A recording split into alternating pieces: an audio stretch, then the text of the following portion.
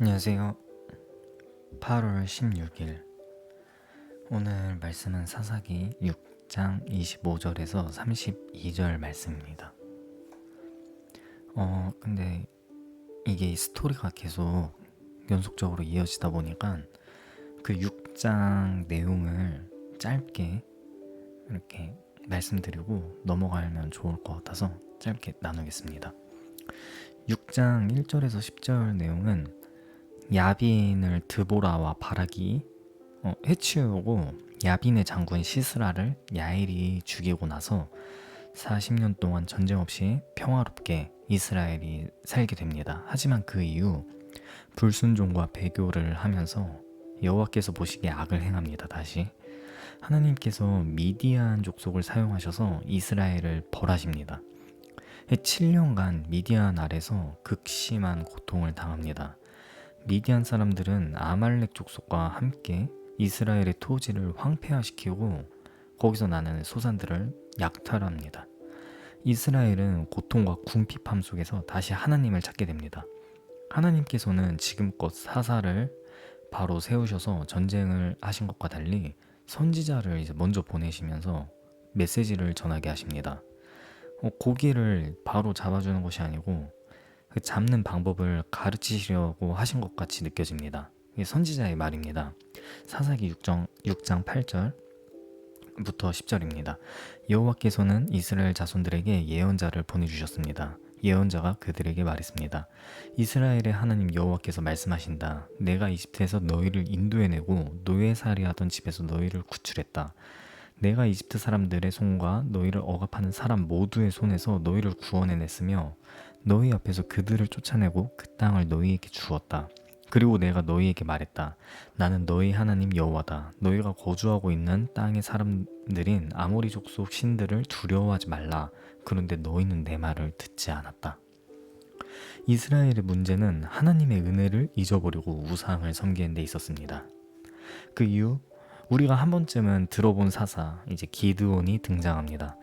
여호와의 천사가 기드온을 불렀습니다.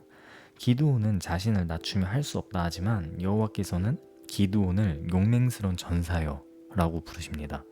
하나님께서는 사람의 안목으로 현재의 모습을 보지 않으십니다. 주께서 우리를 보시는 모습은 우리가 주님과 함께 했을 때 변화된 새로운 피조물의 모습입니다. 여호와께서 기드온에게 용맹스러운 전사라고 부른 뒤 그 이유가 나옵니다. 12절에 여호와의 천사가 기드온에게 나타나 말했습니다. 그대 용맹스러운 용사여, 여호와께서 너와 함께 하신다.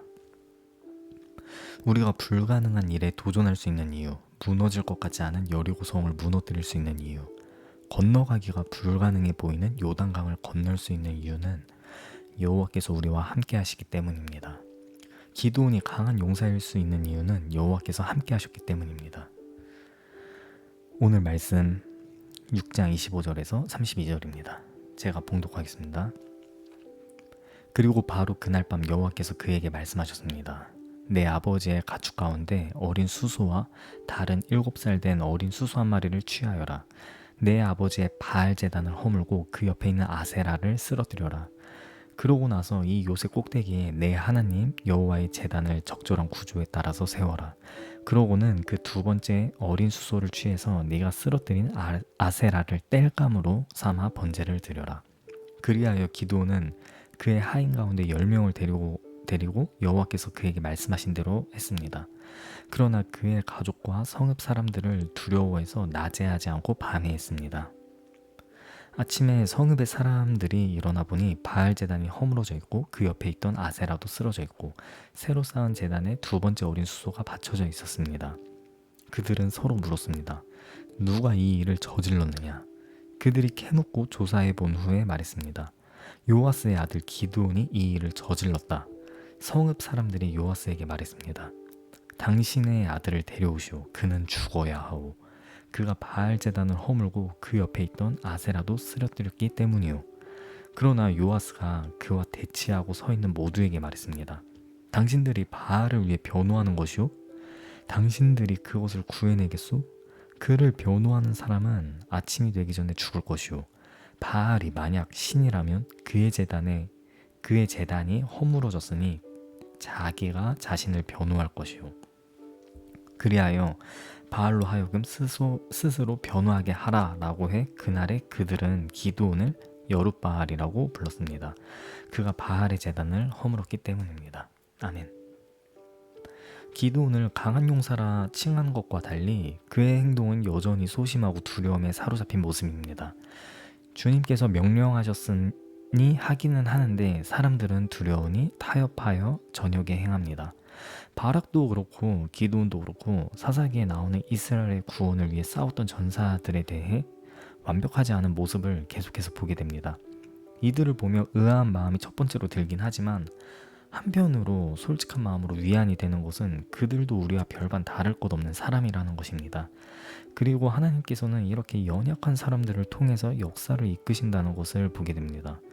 우리가 스스로를 판단하며 어떤 자격을 따질 필요가 없음을 느낍니다. 주님께서는 온 땅을 두루 감찰하시어 자신에게 마음을 향한 자를 찾고 그를 만나주실 분입니다. 오히려 주님께서는 또 약한 자를 사용하시기를 원하십니다. 약한 자를 통해 일하실 때 사람들이 여호와 하나님을 느낄 수 있기 때문입니다. 주님께서는 그것을 영광으로 받으십니다. 사람은 자신의 약함을 인정할 때 낮아질 수 있고 낮아져야 주님을 찾을 수 있습니다. 겸손하지 못한 사람은 하나님께서 함께 하실 수가 없습니다. 기드온은 이 두 조건을 모두 갖추었음을 볼 수 있습니다. 첫 번째로 하나님께로 마음이 향해 있는가? 이스라엘은 하나님을 잊었었습니다. 선지자가 와서 애굽에서 구원한 하나님을 기억하라 말했을 정도입니다.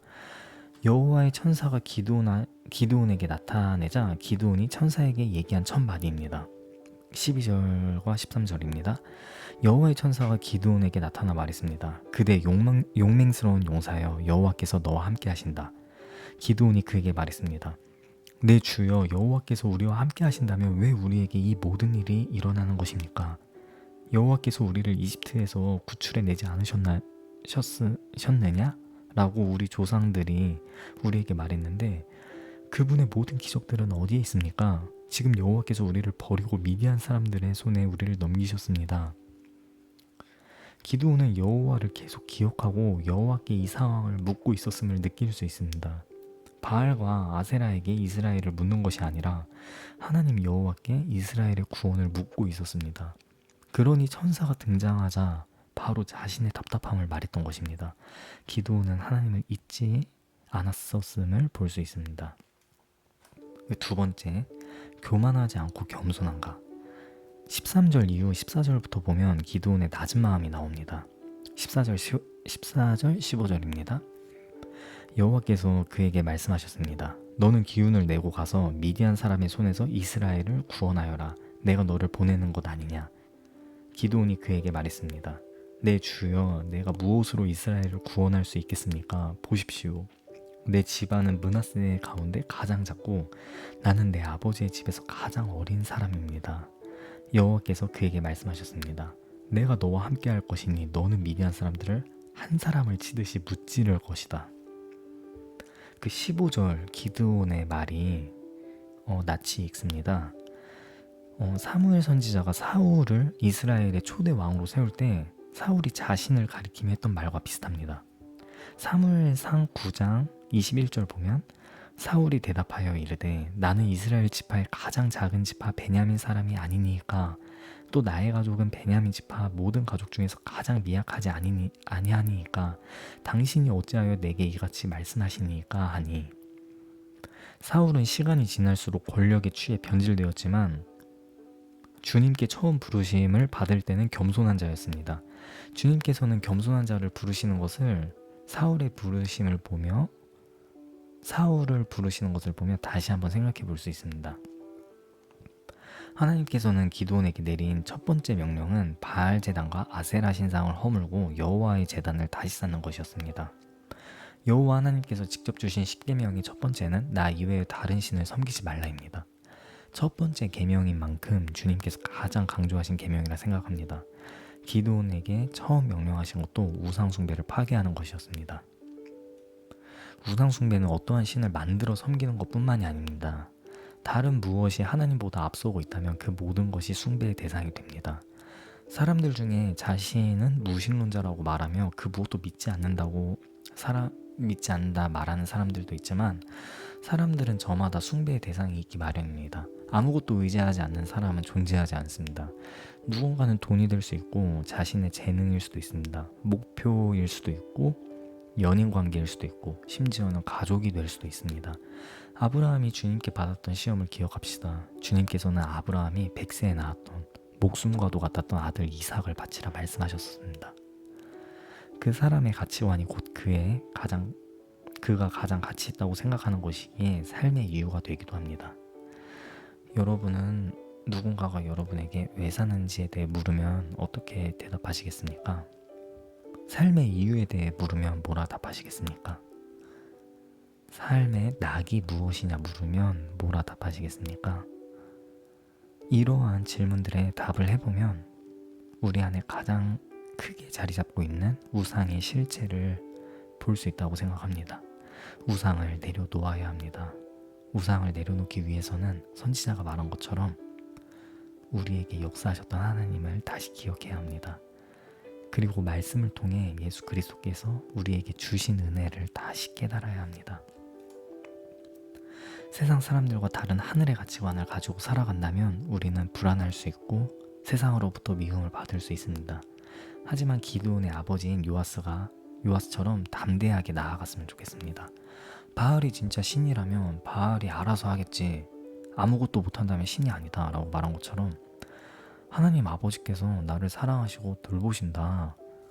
하나님 아버지께서 나를 굶어 죽이지 않으실 것이다. 하나님께서 살아계신다면 나를 돌보실 것이다 라고 말씀을 붙잡고 신뢰하며 나아갔으면 좋겠습니다. 마태복음 6장 25절에서 34절 말씀 읽고 마치겠습니다.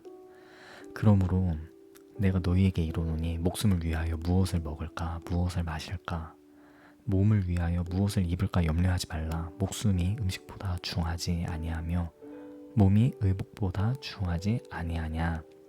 공중의 새를 보라. 심지도 않고 거두지도 않고 창고에 모아들이지도 아니하되 너희 하늘 아버지께서 기르시나니 너희는 이것들보다 귀하지 아니하냐. 너희 중에 누가 염려함으로 그 키를 한 자라도 더할 수 있겠느냐. 또 너희가 어찌 의복을 위하여 염려하느냐.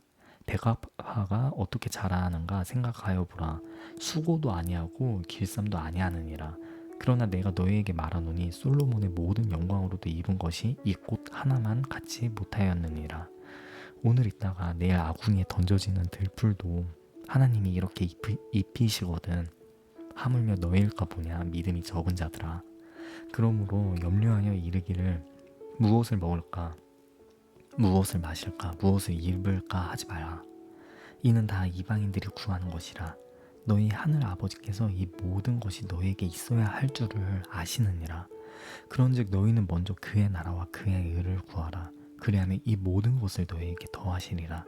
그러므로 내일 일을 위하여 염려하지 말라. 내일 일은 내일이 염려할 것이요 한날의 괴로움은 그날로 족하니라. 아멘. 기도하겠습니다. 주님, 사사기를 통해 주님께서 어떤 사람을 부르시는지 생각해 봅니다. 주님을 생각하며 찾는 자이면서 겸손하며 낮은 자를 찾으시는 주님을 봅니다. 우리가 주님을 더 의지하고 신뢰하는 자가 되기 원합니다. 그리고 주님 앞에서 겸손한 자가 되기 원합니다. 주님께서 찾으시는 자가 되기 원합니다. 주님, 그리고 제 안에 주님보다 앞서고 더 많이 생각하는 것들이 있음을 고백합니다. 내려놓기가 힘듭니다, 주님. 하지만 말씀을 매일 묵상하며 주님을 알기에 더욱 힘써 어떤 분인지 깨달음으로 하나하나 내려놓을 수 있음을 믿습니다. 주님보다 더 귀한 것은 없고 주님보다 더 능력 있는 것은 없습니다.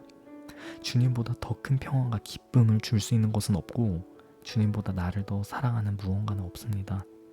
주님을 더욱 깊이 알기 원합니다. 성령 하나님 도와주세요. 감사합니다. 예수님의 이름으로 기도드립니다. 아멘. 네, 오늘 큐티 여기서 마치겠습니다. 월요일 힘내세요. 안녕.